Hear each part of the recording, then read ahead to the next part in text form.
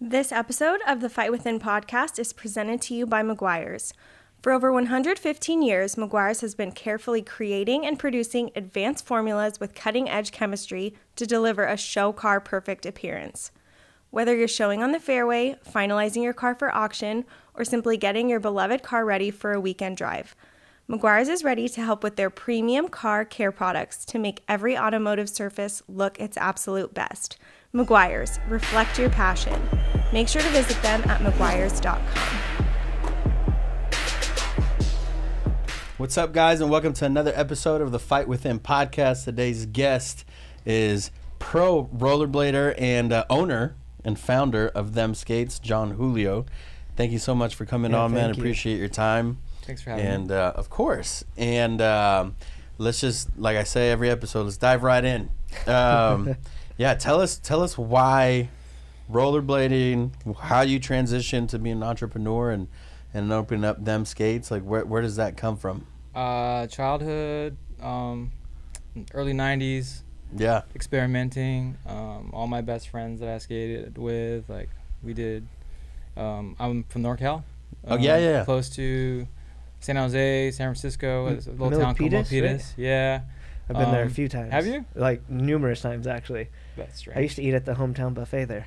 Bro. Why? Why'd you go there? Military or family? No, not to take away from your intro, no. but I'm really it's funny that curious. Milpitas, you're like, what the heck? When we started Hidden House, Yeah. I was making $0, so I would take these construction jobs over the weekend, and one of them was up in Milpitas, the big old new apartment complexes they were building. Yeah, by like the Irvine style. by the mall. Yep. Dang. So we would that's go up crazy. there. I would leave Friday. We would get there. We would work Friday, Saturday, Sunday. This is like 12 years ago. 13 Yeah, years ago. and then drive back. Wow. That's But I pretty went cool, to though. Milpitas like That's for ironic. That's on and so off for weird. like 3 to 6 months. Yeah. Yeah. So back and forth. Yep. And we stayed at the Vagabond Inn. Oh, I know exactly. Isn't that Next to funny? Denny's. Yes. Yeah. Because we ate at Denny's every morning. My house is literally 4 minutes from there. That's so My small mom and dad's world. house. That's yeah. really Small cool. world.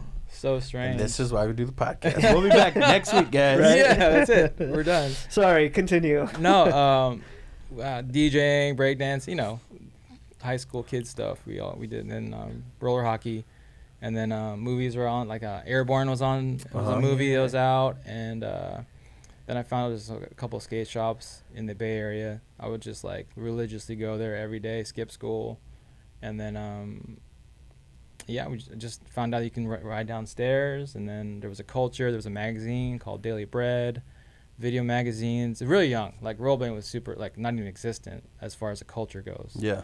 So we had no history. It was just like skateboarding. I followed skateboarding a lot and BMX, and but then I found out there was like a magazine that's been around for like 5 years, and it was based down here in Orange County. I literally was like, what was I? It was like 16, Okay. something like. Was like, no, how old was I? And I was a freshman, no, sophomore, 93 or something. Yeah, I graduated in 95. So like, found out like people were filming videos, and I was like, the first exposure was a skate shop in Fremont called The Station, and they started carrying skates, and they sponsored. It was my first sponsor. Oh, wow. Yeah, and then locals, like there's a couple guys locally that are starting a little brand. They make like accessories, like stuff for skates.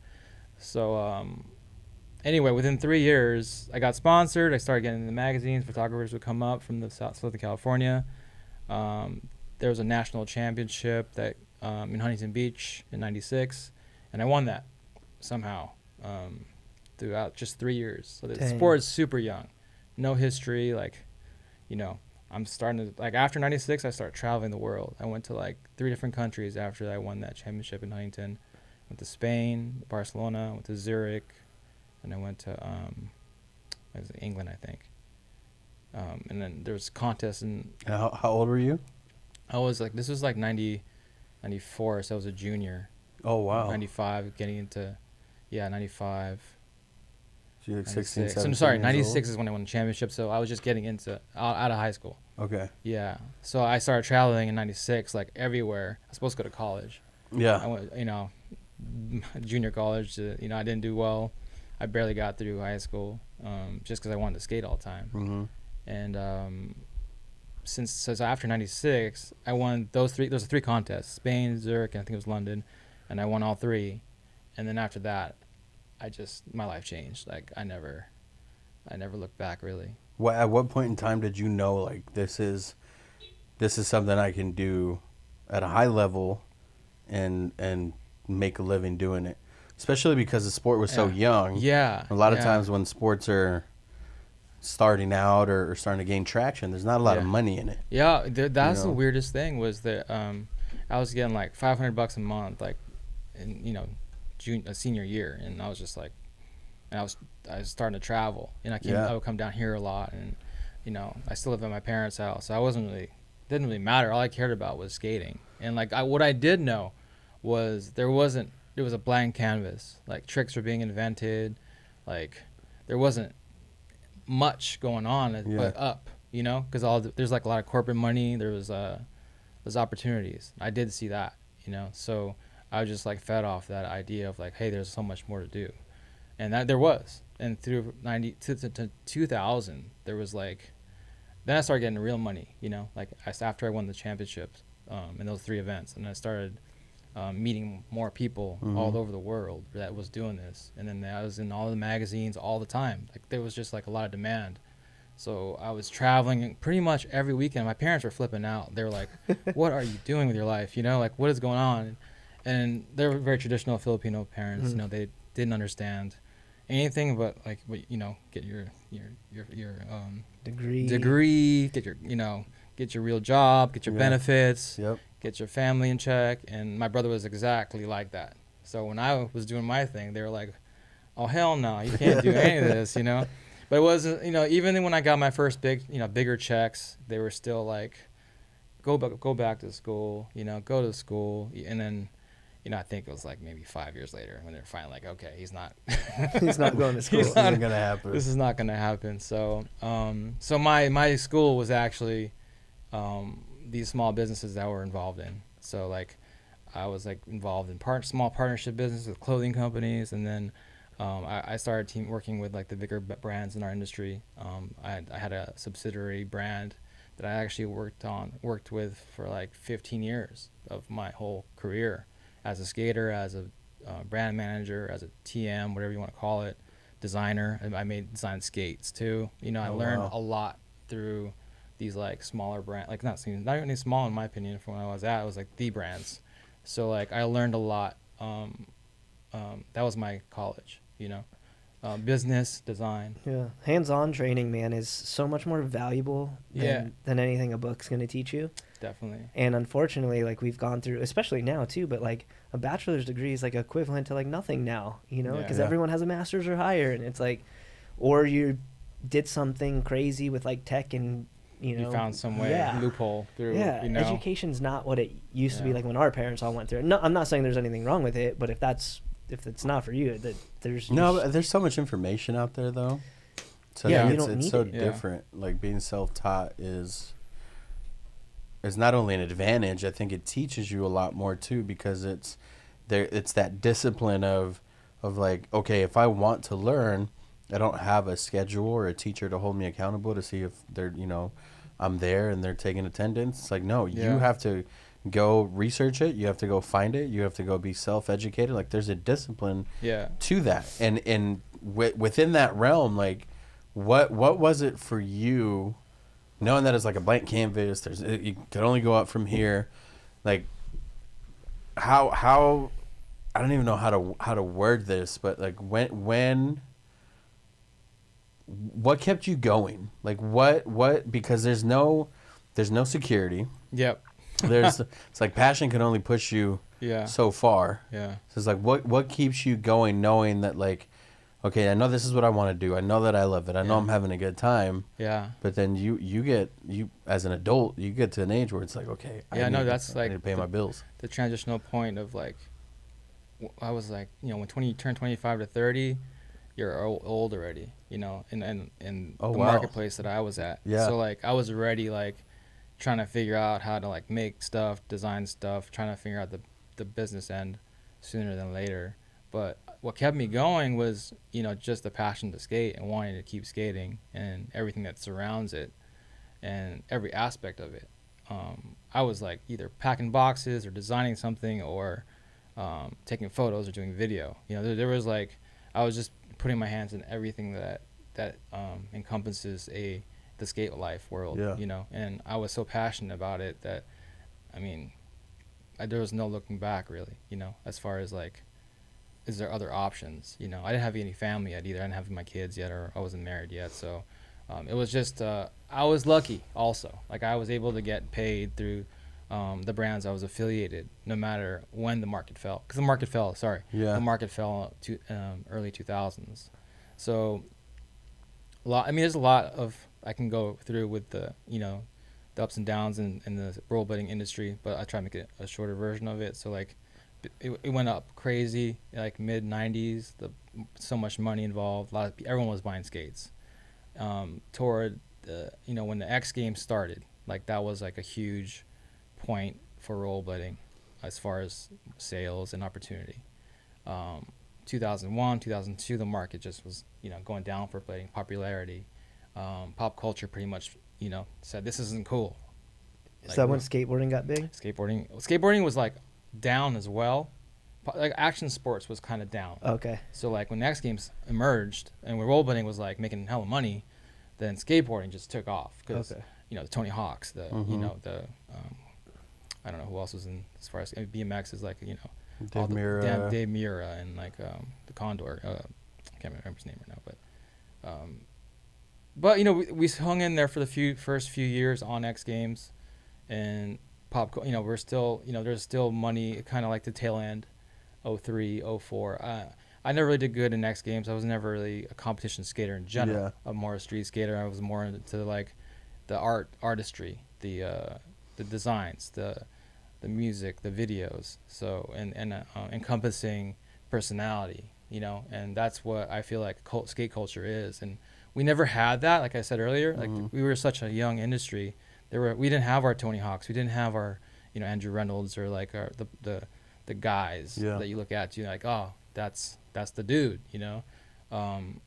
They were coming up. They were kind of happening at the time. So, but you know, the market the skaters, like I never left. Like there's a lot of me. There's like all over the world, especially in Europe. Europe's always been healthy, but in America too. Like we have our pockets since during those bad dark times.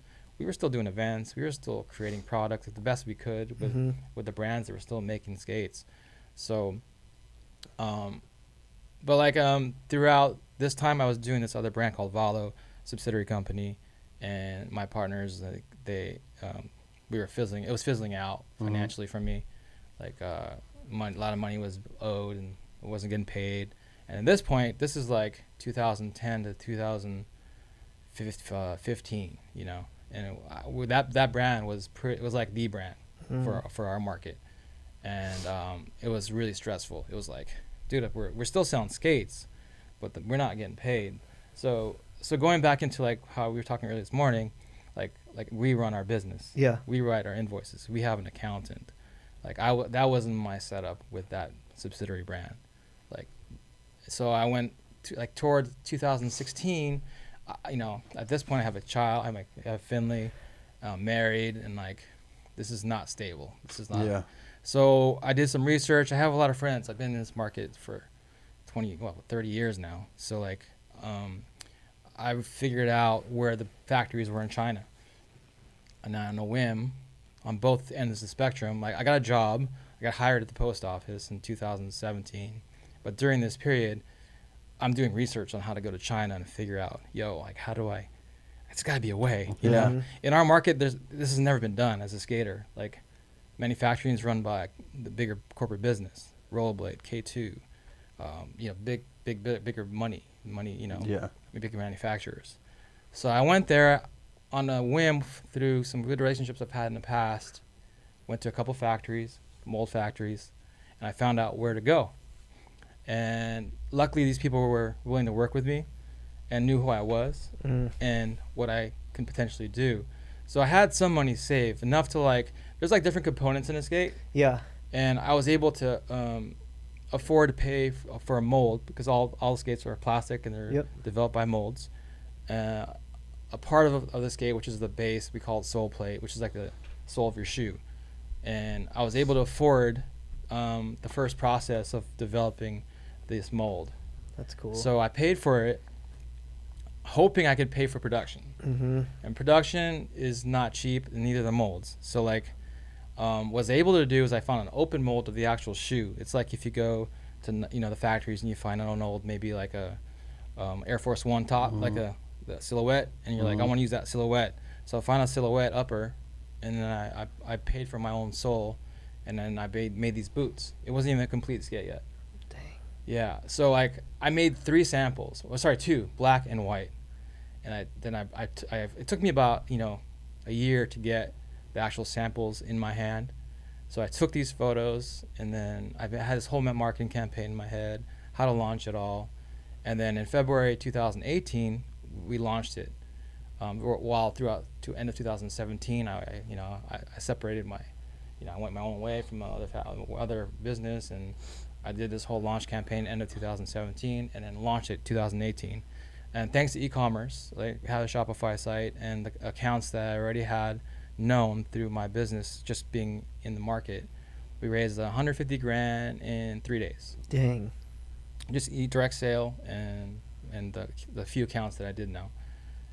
So with that $150,000, basically, long story short, I just been turning that over, and we've been able to grow, like since 2018 to now, we've grown, like we've quadrupled. Like it's been a great. I couldn't have dreamed of a better situation. Yeah. So. Well, I mean, you went from just being able to figure out how to make a skate, though. You have like he has a full blown. You have a brand that people. I'm not even like in your industry, but when I hear people talk about rollerblading, and then I say your name, they instantly know who you are, and cool. your brand, and you've built like this, for lack of better terms, like this like cult following, which is rad. I appreciate you saying that. It's like I think in anything, I look back and I'm like, I can't believe how far I've gone in just 3 years. But it's very organic. It's very like, I think people who have been blading and do know me, like they know how hard it's been.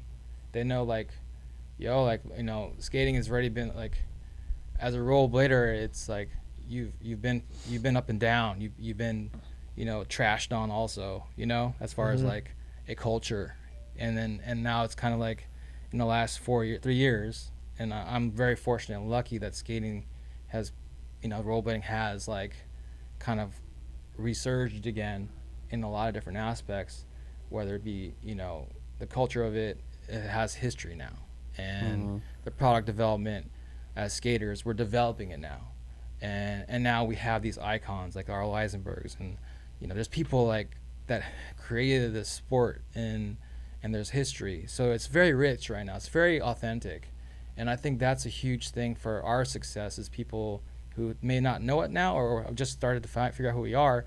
They realize how real it is, and like the people who have followed us since the beginning, they know how real it is. So I think there's like the authenticity is our foundation, and I'm very grateful. Like I go there every day, like can't believe I'm here and working on skating every day, and there's no better feeling to work for you're most passionate for it, So I think people see that. People can see the how organic it is and how real it is. Like I see people going all the time to Hidden House, and there's certain relationships that Ben has built, and it's cool to hear people talk about it. Like I like the way they treat me. I like the atmosphere. I like the way, and that to me, in my opinion, it all starts at the top. Just like any organization, it all starts at the top. Whether you're coaching, whether you're in sports, whether you're an athlete, whether you're a business owner, if you are properly trained and there's a real authenticity to it, and it's organic, people can see that. It doesn't matter, like, especially nowadays with social media. For sure. Like, well, you have to listen to the market. If Yeah. Ben and I make a shirt or we design something and we think it's badass and we love it, but no one buys it and they don't like it, then it doesn't matter. Yeah. Like you have to listen to your audience, and I think people can see that. I think for me, selfishly, I want to go back to you working at the post office. Yeah. And because it's not, you did things prior to starting at the post office that some people would deem like. Well, this is the thing about that is like, I got hired in 2017, and then I didn't take the job because everything was taking off in 2017. Nice. Like I got hired like toward the middle of the end, and then my wife Viola and I came back from China, maybe the first or second time, and I was like, hey, this can maybe work. So like toward the end, middle to end of 2017, I had to make a decision, like toward I need to go full on or not. That's and a big she risk. was like, well, if you don't try, if you don't really put the money down and you put the X amount of dollars to like take that step, then you'll regret it in the future. That's a good wife right there. And her parents too, they were like, they're kind of like pushing my you wife's towards German it? too. Like they're living in Germany, and she moved out here for me. So like, wow. Yeah, I don't know if you knew that. I did not know that. Yeah, so she, so it was a family decision, and my son was like, how old is he? He was 3. And the crazy thing is, Viola got pregnant with Nolan. He was born in 2018. Dang. And we launched the company that year. So you had a lot going on. We had a lot going on. It was like it was very organic too. It was very like, I had no other, I had another mindset really. Like I had the job. They were like, you're ready. You start here, and then I just didn't take it obviously. But I mean, would you have it any other way? No, definitely not. Like this is like the dream. But that's what I'm saying. Yeah. It's so awesome. Yeah. So many people have stories like that where it's not a traditional way to start a business, to get into an industry. And I feel like a lot of times those are the people, like those are the dreamers. Those are the people that make it because they're passionate about it. You know what I mean? Like we're talking a little bit off air about the podcast and just how, we had consistency and then we got sick and then all of a sudden Ben was like, I'd never thought about it like that. Like there's no slow dip. It's like you're at the top and it's like, you guys suck. Yeah. Like and then you have no listeners because you're not being consistent. Yeah. But I wouldn't have it any other way. Yeah. It's like, okay, cool. We get to rebuild this and we get to go and have awesome stories like this, be shared. The drive and passion is like is what keeps you going. Like this is what and we touched on it a little bit before, but like designing our shirts, editing the episodes, working on the website, like that's what excites me. You might think I'm a weirdo or crazy, but like that to me is like, this is something that we're building. Yeah. Like and something that we get to talk about and brainstorm about, and then it's like, don't do this. You're in the driver's seat. Yeah. Whether good or bad. Yeah, exactly. I see the same thing all the time. Yeah. Like, I'm gonna go down with my shit, man. I don't care.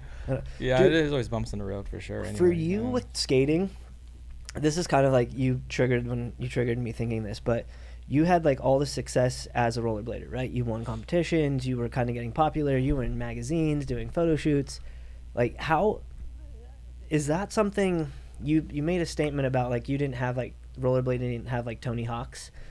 Would you, this is kind of like a semi-douchey question, but also like it's a real question, but like, would you consider yourself at one point in your career, were you towards like the top of like the rollerblading industry? Maybe. I mean, that's a hard question to answer because you don't want to sound like a douche is what I meant. Like, not for me. I definitely think how about this? I can rephrase it. If I was going to look back on my career and see like what I was most stoked on, and if there's anything that I would say, it was like, I feel like I did do things that influenced the culture for sure, in different matters, like not just as a skater, but like, we've done events that I'm very proud of. We've done a lot with all layers of the culture, we did a lot of firsts, as me as a person, but as a person behind brands. And I would say maybe you were like a pioneer of the industry and influential at some point. See, that's cool. Yeah, because I would have never known that about you. My horn. No, it's a real question. We asked though. And I didn't want you to feel weird about answering it, but it's like I said, I'm not in that industry, but when I have talked to people about it, like Dean. Oh, like, wow, yeah. Dean used to work for Hidden House. Yeah. Which is so crazy. Dean knew him because did Dean ever go He pro? skated for us. Yeah. Ish. Could have. Could have. I mean, the scenarios were different. Okay. Back then compared to now. But he was like good enough. He was good enough. Yeah. And So he still is good enough. He still skates? Yeah, he still skates. Dude, I haven't talked to Dean in years. Yeah. But it's so weird is like an employee of San Juan back in the day before we had all the other stores was a rollerblader or is a rollerblader. Mm-hmm. And I saw Dean at one of the events you were doing one time and I was like, what the heck? Like just small world stuff. He was just here. Oh, see what the heck? You didn't even come say hi. Yeah, I think he was only here for a few days. So his window was tight. Messed up. Yeah. He'll be back. Yeah. But yeah, I mean that question's it's a good question to ask, just because like for me personally, like I've had people ask me about being in the coffee industry for so long. They're like, well, blah, blah, blah. I'm like, do I think I've had semi of an impact in maybe the Orange County coffee culture? Yeah. Am I like the best of it? Heck no. But I think maybe in my own little way, I have been able to help create certain things. And before, when people would ask me that question, I'd be like, no, not at all. Because I felt so weird. Yeah. But I think it's something now, like, especially as we get older, like, there's nothing wrong with sometimes being like, yeah, I think I was able to give 100% of myself in order to help create something. I think there's nothing wrong in, like, being able to say that. And acknowledge it. Yeah. Yeah. Because I know you have never once talked or bragged about or any of the stuff that you've been able to accomplish. I didn't even know who you were for the longest time. I think it was either Earl I'm there that every told day. me. Yeah. Literally every day. Literally. And I had no idea. And it was either Earl that told me like how, for lack of better terms, like big of a deal you are in the rollerblade community, or Brock, or it was somebody. But that's my point is like I've known you for a few years now, coming in and out all the time, had conversations. I know you're a Filipino dude. I'm Filipino, so I was like, oh, I know these things, but didn't realize like how much of an impact you've had in your industry. And so that's why like asking you that question, I'm like, oh, I wonder like what he thinks about that. Because again, it's just, skating is just part of life. Like you're a fighter, it was part of your life, and everything. And deep down, it's like. It is what it is, right? Yeah. You just live, and you just try to. My business is like always in my brain in general, so that's all I think about, and how to take the next step, put out fires, or keep creating, and take keep your trajectory going where it needs to go, and when you like have your own business, which I liked in the last podcast, was it Mike?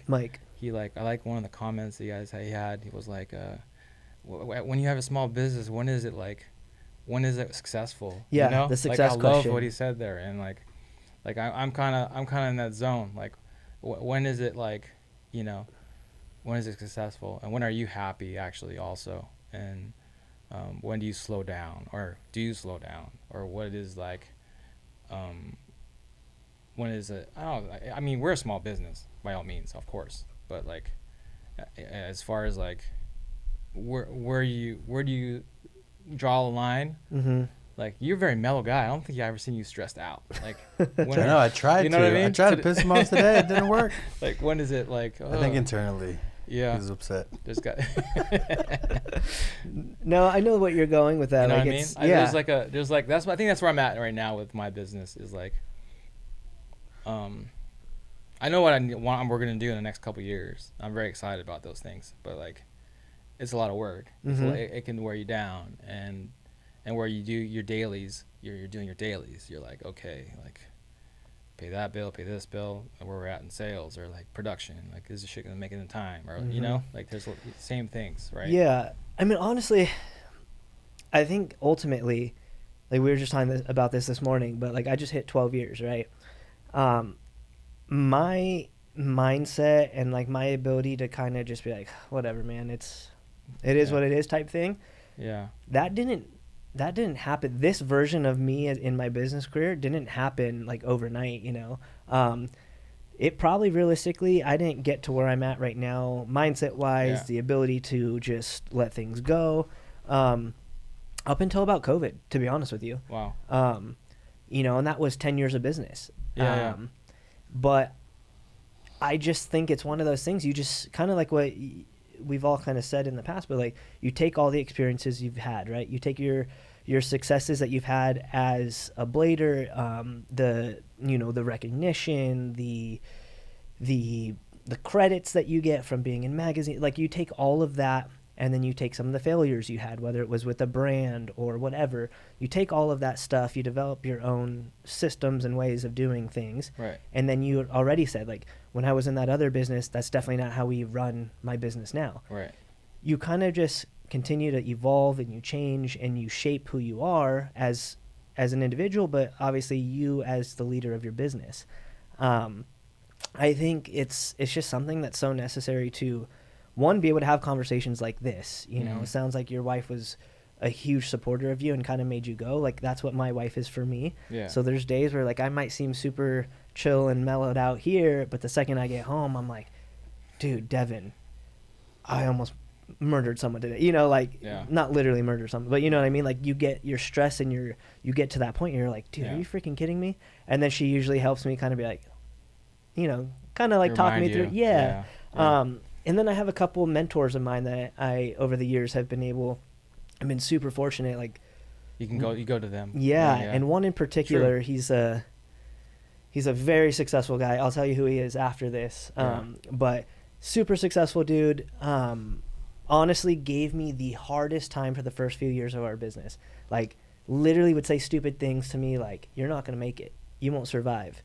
This is dumb, blah, blah. Yeah. But all those things, like, looking back at it, like, it helped me kind of, like, shape who I was, like, becoming as a business leader. Yeah. And is it when you say that, was he like sarcastically saying no, it? I think he was just a jerk. I think he was being like that way. super truthful. Yeah. And not trying to be a jerk, but more of like, Yoda. Well, he was just telling the truth. Yeah. I mean, he was just telling the truth from what he thought and what he saw. Yeah. Especially when you get to the success level of him. Yeah. He, you know, and to someone like me, I was 25, 26, 25 years old at the time. I'm like, dude, oh crap. Like, is he right? Is he right? Did I just waste the last 4 or 5 years of my life? Like, blah, blah. And then I would just take that as fuel. And I'd be like, oh no, forget that. Right. Like, I don't care what he said. I'm gonna prove him wrong. Yeah. But see, there's not a lot of people like that. People would fold under that. And I think that's what maybe separates the successful entrepreneurs versus not, you know? Yeah, well, business ain't for everyone. I don't care. Like, we live in a world and a culture right now with social media that it tells you, oh yeah, anyone can do it. No, you can't. And I don't mean that disrespectfully. I just, some people are meant to be able to create, because John, not only are you like having to create, having to run a business, having to have employees, but you're having to do all of that on your own with no one giving you a playbook, right? Yeah, you can look up. Like, I'm like you. I didn't have a business plan either. Yeah, right. Like, like a business plan. Who cares? Like, they teach you that in school. Oh, like, I mean, I knew in my head, like you said, you know what you're going to do in a couple years. Yeah. I knew in my head for the last several years what we were going to do, but I never had like this extravagant plan. Yeah. Because that plan would have been non-existent with COVID. Like, that would have wrenched everything. Yeah.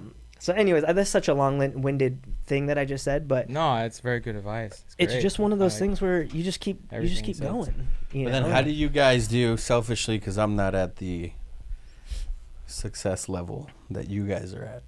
Do you guys have like micro goals or short-term goals that you guys want to accomplish, and then like knowing what your end goal is? Because there's like there's people that get in business that know, like, hey, after 15 years, here's my exit strategy. I know I want to sell it. I don't want to leave it to my kids. Yeah. There's other people that'll start a business and say, no, this is staying in the family. I want to leave this whole business and these customers to my kids and team and this. I'll and be that. honest, man. In my first year, I was like, I hope we can keep the lights on. Mm-hmm. Oh, 100. Yeah. In the second year, I was like, oh, this is actually a little bit. We made a little bit more money, but then all that money goes straight back into like product and reinvesting in the tools that you need, you need to keep creating. And what I've learned actually is inventory. I used to hear, oh, sold out here, Supreme sold out there. Oh, that's, like that's like the thing, but that's not the business model that I've learned to accept is like you always need inventory, especially if you have a retail store. You need to make sure that customer comes in here is going to buy something out the door. But yeah, sorry, reinvesting in the products, reinvesting in your people that help you create your dream and also share the same dream. You know, that's like, those are my first like couple years, and even until now is like, I'm not really, I mean, of course I want my business to be successful for my family, but there's a trajectory now, obviously, but those early years were just keep the lights on and just grinding, just going. Yeah, same. I mean, I think now like goals for me have shifted a lot because of the last couple years and what it's kind of changed my mindset to be. I always had this dream of oh, I'm gonna have a crap ton of coffee shops because that's the only way I'm gonna be quote unquote successful, right? Yeah. I need 10 shops and blah, blah, blah, and then I'm gonna try to sell it and get a crap ton of money and then move on to something else. My mindset has shifted now where it's like, would I love to sell my company someday? Of course. Like any business owner that tells you no, I think they're lying to themselves, because if someone presented you with a nice little check where you can do so much more for your family and maybe create something else, I would say you're pretty much a liar if you'd say no. Yeah. But maybe genuinely you don't want to. But my mindset has now shifted to how can I continue to create stuff for however long I do it and continue to do it at the level that we've done it at. And for me now, it's like, okay, that's cool. That store doesn't make sense. I like to hear that. I said, well, that's like, and that's why like, I made the decision to scale back. Yeah. You know, because when we had 4 stores and a restaurant, I had these other businesses I was running, like, which people don't know I did, because I don't talk about the stuff I do. You know, at one point I had 4 businesses at once while going to night school. It's one of those things where I was like, I thought I had to do all these things. Yeah. And then the second I came to that realization of like, you know, sometimes less is more. Genuinely, sometimes less is more. We started getting rid of the things that didn't make sense within our business. We sold the restaurant. We sold the 2 locations at the time that didn't make sense for my brand. I said no to this. I said no to that. I stopped trying to... It's okay to say no. Yeah, but being in that position where you're like, no, I have to grow. Well, yeah, I grew, but so did my debt. So did my company's liabilities grew significantly. Yeah. And I found found myself in a place one day where I was like, how in the heck are we going to get out of this? Like, to the outside looking in, we're some big coffee company now. We have a restaurant now. I have a home care business now, blah, blah, blah. I'm like, so the outside looking in, they're like, oh, Ben's crushing. Yeah. But do you feel like your quality's gone up since you've scaled back? Yeah, of course. Yeah. But, you know, those instances, though, there's times where people think you have it figured out, but I was freaking out on how I was going to try to, you know, provide dinner for my wife. Yeah. Like, how am I going to pay? How am I going to buy her dinner tonight? Yeah. How are we going to pay for our groceries? Yeah, how am I going to pay for my rent? Yeah. But to the outside looking in, it's like, oh yeah, they've made it. Yeah. And the second I got over that and released that all and just was like, that's the stupidest thing I've ever heard. I don't care how big my company is if you're not making money. Right. It's the quality, right? So scaling back and being okay with saying no, or that's not a right fit, or genuinely just saying no, I can't handle that right now. Yeah. I think for me that was like a huge realization, and it became a part of my micro goals, as you say now. Like, now I'm a big fan of goals, right? I didn't have a business plan, but now I'm a big fan of goals. Yeah. And the goals can be simple. It can be, by September, I want to have 3 new merch products out. Cool. How do I get there? What are they going to be? How much is it going to cost me? How much will we make off it? Like, those little things, right? So I think goals are huge, and especially since I business coach now, like, I have to be okay with saying that goals are good. Yeah. But it's all just like it evolves too. Yeah, evolves. It's definitely evolving. Yeah. So a different question for you, but I mean, you went from obviously, but you know, turning rollerblading from a passion into a career. This is going to be a little bit maybe of a trickier question. I feel like you've probably had somebody ask it to you, but we are getting older. And so for me and like Manny, like if you were to go back and like really train to fight, you'd be like an old guy now. So like for me, like in the jiu-jitsu stuff, like I started so late that I am usually one of the older ones in the gym. Yeah. Especially for the level I'm at. Everyone else is, you know, they're early 20s or teenagers. And I always constantly have to remind myself, dang, dude, like my body can't do certain things that it used to be able to do when I was 20. Oh, definitely. I'm 45 now, by the way. Yeah. So for you, like, how do you, in the rollerblading department, the actual skates on, I mean, I still see you crush it, but like, how do you keep yourself like current and your body able to continue to do what you're doing at the level you're doing it at? I don't look at it as that, like, I need to be at a level at this point, you know? Okay. I really don't. I mean, I push myself for sure, but that's more like interior. It's more like, well, first I go skating now, not just purely for exercise, but yeah, that's my only exercise. Okay. So like, I don't have much time otherwise, and I'd rather do that anyway. The pushing part, I think, in all of us, I think we all have that, you know? You just want to take that extra step, no matter how old you are. I mean, my brain I might be 45, but my brain is still like, you know, kid. I still want to have fun. I still want to push myself.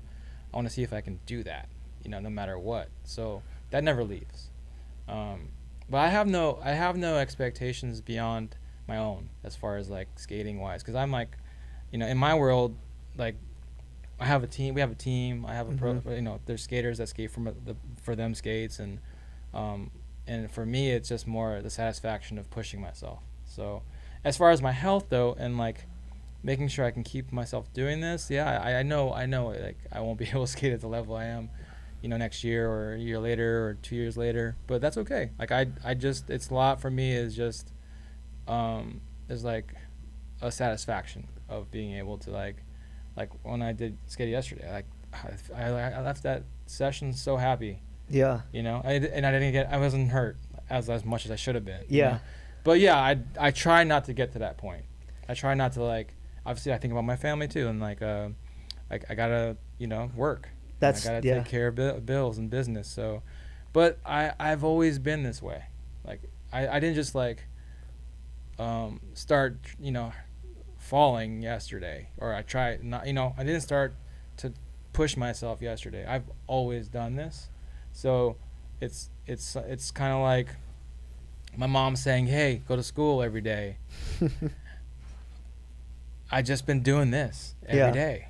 Like, nothing has changed. Like, for as long as I started, since the 96, like, I've never not done this until, like, I mean, I've been hurt for sure. I've broken bones, whatever, but I don't think I'll ever stop until I can't. I think, you know, that's just, it's a good way to look at it. Sounds bad, but that's just my DNA. Maybe that's just like how I've been this life. So yeah, no, I'm okay with it. And it's a good way to look at it, because being a, you know, anything at the level that you're at or we're at and continue to be at, like when you get to a certain level as an athlete, it's always, it's hard to hard to scale back. Yeah, it's hard to let off the gas. You know, watch sports. I'm a big fan of sports. You know, and to see LeBron where he's going right now, like is he tipping now, or saw Kobe to get there? Like, you know it happens MJ. to every, You know, we start playing for the Wizards. It's like, oh whoa, this is like so my idol is like depressing. You know, so but I don't think anything like, I think like I know I have so much fun skating, and that's all I care about. So, and so I feel like that's what mattered. Yeah. Like I grew up playing competitive hockey, right? And my interests have changed over the last couple of years, you know, so I still enjoy playing. Yeah. But now it's more like, dang, like I'm almost realizing like the level that I'm still trying to play at with the amount of attention I give it, it's just not, my body can't do it anymore. I used to be able to not go play and then be able to get back on and just be fine. Right? Like I wouldn't be the greatest, but I would hold my own. Yeah. Now I won't skate for a couple weeks and I'll get back on the ice with my team and I'm like, dude, I don't belong here. Like, this is stupid. And I'm only 34. Yeah. But my priorities have changed. I play hockey like supposed to be once a week, but I'm the same too. Like my guys I skate with, I just watch a lot of times. So like I already know I'm not anywhere near that level. Yeah. But I also know like I have a lot of fun just being there and involved. So. That's hard though, because I went to, my son coaches a flag football team. Yeah. And he's a sophomore in high school, and he was trying to cover me, Dad. No stretching, no nothing. So I'm like, all right, I got you. And you know, the competitive side of me wants to go full speed, so I kind of let him beat me a little bit, and then I just went full speed. And then all the other little kids, 3rd and 4th graders, were like, "Cover me, coach, cover me." And I'm like, "All right." Then I started getting pissed off. I'm like, "No, you're not catching anything against me." And I started going full speed. And the next day, my hamstrings and quads are so hurt. I was like, "Oh, this is stupid." Yeah. And then I went, in the same regard, I went country line dancing on Saturday. And I was so mad because this lady, she was a good teacher, but I was like, man, if I can't be the best, like, I can't have a good time. Yeah. So I went home and I looked up YouTube videos on how to, like, country line dance. I was like, the next time we go, it's a lot it's fun. It's a blast. But I'm sitting there like, these people were so good. And there's some old people, too. I'm old like 80. Yeah. Not old like 50, like 80 years old, just running and dancing circles around me. And I was like, oh, my goodness. That's pretty fun. And I had a good time, but I was like, man, I'd have so much more fun if I was really good at this. Yeah. What's the compete nature? And once some people have it and some don't. Yeah. And I will swear to this till the end of time, but because of years of experience, you're either born with it or you're not. Yeah. Like, you cannot teach heart in compete level. Like, when it comes to, like, the stuff I'm doing, I might not be the best, but I'm going to freaking outwork you at my age. I don't care. But I think it's different, too. Same. Some people are vocal about it. Like, so I talk trash sometimes, but other times I don't. I just sit quiet. Like, when the Mark's episode, he's like, I swear, man doesn't like me. I was like, no, I was learning. Like, I was genuinely, interested. So I'm like listening to all the stuff he's saying because I've dealt with TRT and in the fight room and people always talking about it and using it. So I was so interested in just hearing it. Yeah. And other times I'm running my mouth like you're not gonna do anything to me, little kid. You're not gonna catch anything. But it just depends. I think some people have it, but I think you're right, very much correct. Like, you can't teach heart. I wanted to ask you just selfishly, like, how cool was it, or how cool is it now to be able to essentially live out your passion? A lot of people aren't able to, like, identify what their passion is. Like, not only did you identify it and compete at that level, you have turned that into a career. Yeah, that's pretty cool, man. It's unbelievable every day, but it's also like I forget about it because running the business there's a lot of things that go wrong. Like, right now, my phone, I got to do something after this. And it's like, before I got here, I was in such a good mood, but now it's like, okay, I got to put out a couple of fires. But, like, I'm, living the dream. I'm so grateful. I feel like it could have went any other way. I could have worked at the post office. But ironically, I'm at the post office all the time anyway. I know, right? Just shipping out orders. But I see them every day coming in, picking You're up. struggling in your business, though, with the freedom to do the things as opposed to working for someone else. Yeah, I mean, it's funny because, like, you still have no freedoms. Yeah. As freedom as it is, as the outlook is, as like you're doing what you're passionate about, but life gives you restrictions in different things. 100%. Like I don't get to skate like as much, like once or twice a week. That's totally fine. Like, I might have my family, kids, and I'd rather do that. And then I'm at the office, and then I know I need to be there, but then I gotta go pick up my kids from school. And then next thing you know, you're in the car for 3 hours. You're like, where did my day go? Yeah. Or making time to come do a podcast like us. Well, this is like, this is great. This is like, I thank you guys for actually letting me have to talk my story. No, this is awesome. I love it. So. I'm glad I got to hear it because I genuinely didn't know. Yeah. I mean, I've obviously pieced things together like over the couple of years, but dude, I've had fun watching you. I tease like you and Earl all the time, but I've been fun. Or it's been fun for me to get to know you and to watch you. And dude, I think I've been hearing your story too, and I think it's like exciting for me. It's like when you guys asked me, I was like, well, who bridges these both worlds, And every time I've done a podcast, I learned so much. I just learned so much from talking to you guys. So like, I ultimately, that's what it's about for me too. Is like, opening up relationships and just learning, and that's like going to school. Yeah. You know what I mean? Yeah. It's the real life stuff that helps. And again, like we were saying it off air, but Manny and I try to say it all the time, but being that platform for our guest and a resource for listeners. And we've said this numerous times and we'll continue to say it all the time, but like, even if one person that listened to this episode got something from hearing your story, like to us, that's worth it, man. We're not we're not this mega time big thing where like we don't care. It's like I genuinely love getting messages from people that listen to it, or in the shop they say something to me about it, or they'll tell Manny, hey, that was a cool story. Like that stuff to us is like super important, and I don't want us to ever lose that. I get excited for it. It's like when it's almost like God reminding you, like, hey, you're on the right track. Like, you're living out your purpose, like the things that you wanted to accomplish with this podcast and with this show.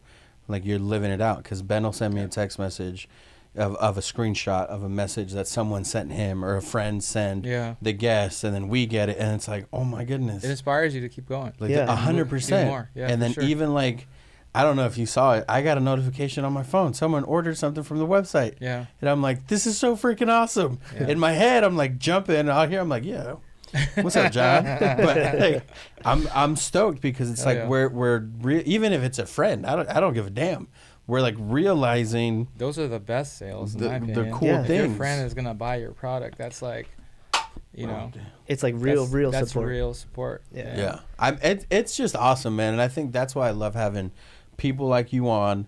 That especially because you're such a pioneer of the sport. You were doing things before they became like a part of it. You influence some of the decisions that the sport has going on now, and I think that's an awesome place to be in, to have access to you and to have someone like you come on the show and be like, yeah, I'll come hang out and talk and share my story. It's really, really, for me and for Ben, I'm sure it's been a pleasure and an honor. I appreciate your time, man. And anytime you want to come back and talk about Filipino food or new products, that's a whole different podcast. But do you got anything else? No, I was gonna say, we always ask you to share like where people can find you on Instagram or websites, stuff like that. Them Skates on Instagram and themskates.com, and